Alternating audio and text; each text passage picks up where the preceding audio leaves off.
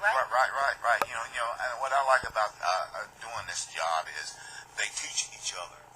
We're giving them basic stuff, and then the senior upperclassmen, we call them, they mentor the lower. And I like saying, we match them up, and then they just go ahead and put them under that what we call wing, and they just mentor them all of that, and just learn them things. Make our job a lot easier because we teach you the basics, and then they will follow the upperclassmen around. They show them, and they love it. So it's like a family. Exactly. Okay. It's like a family. So let me ask you this here. I understand that your unit has received multiple awards recognizing the Sun Devil Battalion as an honor unit. That means they're in the top 10% Yes, ma'am. of units in Naval District 13. Yes, ma'am. Can you tell me when was the Eldorado NJROTC unit established? You said you've been there 26 years. It came in on January 1975.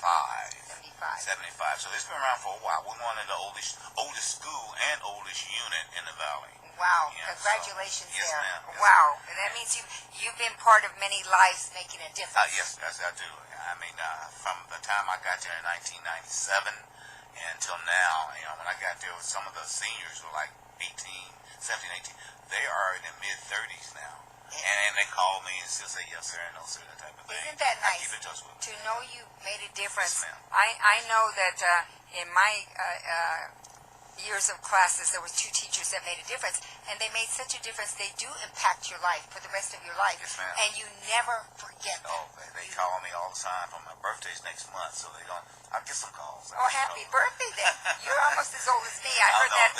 I heard that earlier. I was born 51. I think you said 52. 52. Doggone it, you're younger. Okay, well, actually, birthdays are great. Hey, just a number. Just a number. In fact, the co-founder of My Angel Cafe turned 81 today. Happy birthday, Bob. He supports everything that we've been doing to Angel the World, and we started doing what we do in 1998. Ditto, Bob. Happy birthday. There, okay, and so we'll get right back here. Okay, what now? Any student that's going to school and they decide to join the ROTC unit at your school, what are the guidelines? Can anybody say, I want to become a student for? Yes, we go out, and again, my upperclassmen, that we go out and we go to our feeder schools, and they kind of recoup a little bit. And then when they do that, some of them just don't know what it's all about until they get in there. Yeah.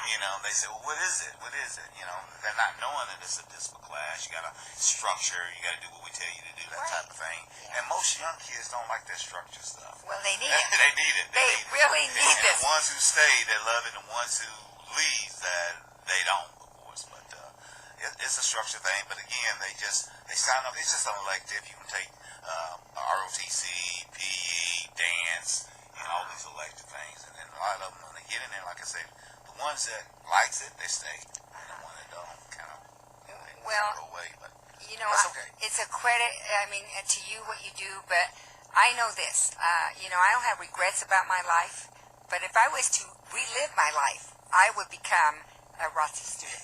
And they probably would actually do a better job than my mother could. So I encourage people. Okay. Can I say something else? Yes, of course. My partner, the major hook, we just communicate together. You have to have a team. Yes. That teach ROTC, and he's probably since the 22 years that I've been there, one of the best senior naval science instructor that I work with. Oh, okay. Because we work together, we kind of know each other, we communicate, and nice? We both love kids. He has 2 young kids of himself, but he's spending a lot of time at the school with those kids, such as I. Right. We have to. You have a love for what you do. That's right. You got to. You can't just do it and then say, I can't wait till Friday come, or wait till the summer come and you go away. Right. But we're with them in the summertime, with them now. We was there today. Bless you. Yes, we're going to talk about that in a minute. Yes, but first, I want to also say I've met Major Hook, and in fact, before we talk about the uniform you're wearing right now, I want to tell you that I met Major Hook years ago because Eldorado High School has marched and carried. I saw his face in several parades, and so I want to bring your attention over here to a photo. This is from 2013 when they marched in a veterans parade. And I have another photo over here, and this was This was 2014 2014, and they marched in the MLK parade here in the Valley, and they marched first, ahead of everybody else. And there's usually about 200 exhibits. Yes. So this was wonderful, wasn't it? Yes, ma'am. Yes, we love it. And we'll have, I know they're going to carry this poem again. It's been carried since 2011.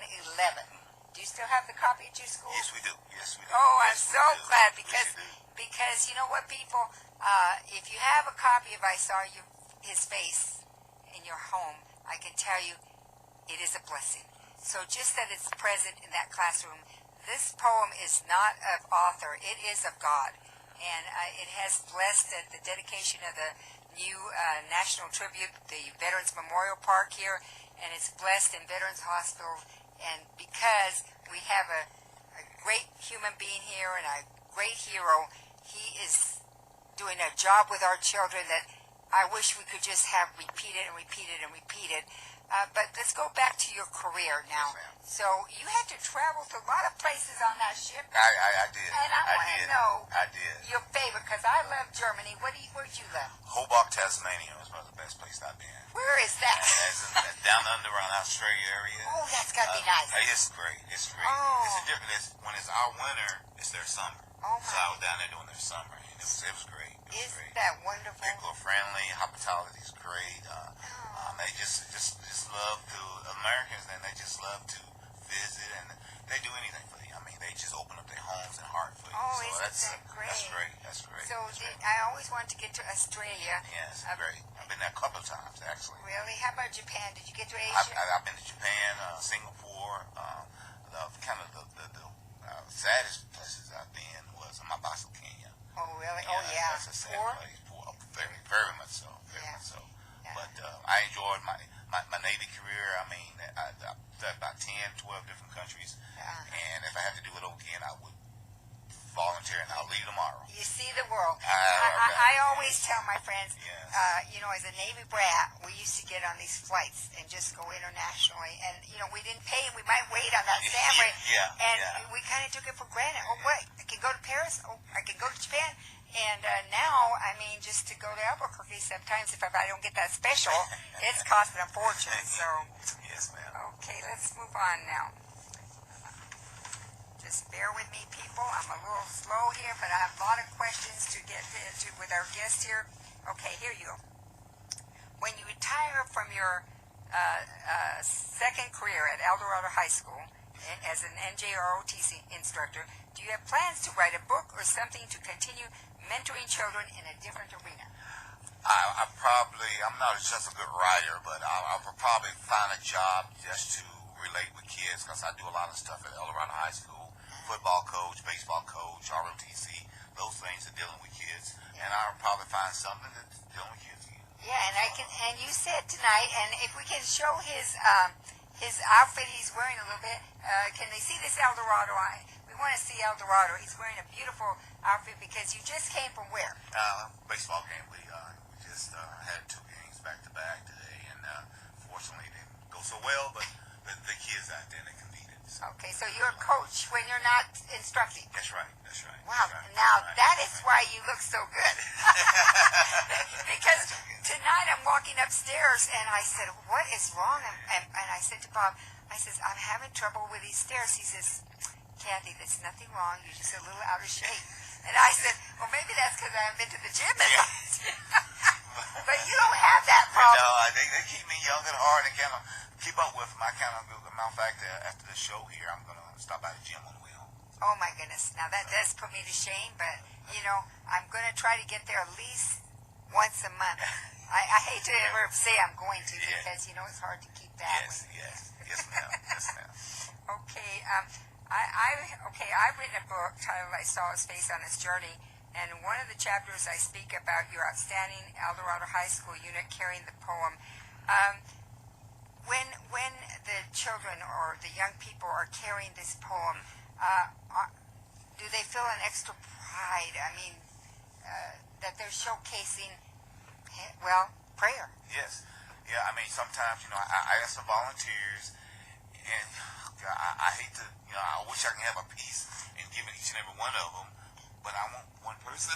Yeah, You know, but they all want to do it. So what I do, we every maybe few feet, we kind of switch off. You know, give them opportunity to carry it. Right. And, you know, so that's, you know, give them opportunity to do that, because I hate to kind of like turn down initiative, because I don't want to say, oh, just this person carry it, you can, and I just don't want to put in that situation. So every few feet or something, I say, oh, next person up. I think that, you know, That'll work. Invaluable. Now, I want to get back to our ROTC students of this class right now. When will they actually graduate? This class, your seniors. May 26th. Am I invited? Yes, ma'am. That's great. Yes, ma'am. You know, I just... Absolutely. Be my guest, my personal guest. Oh, thank you. I love to watch them. I love to talk to young people.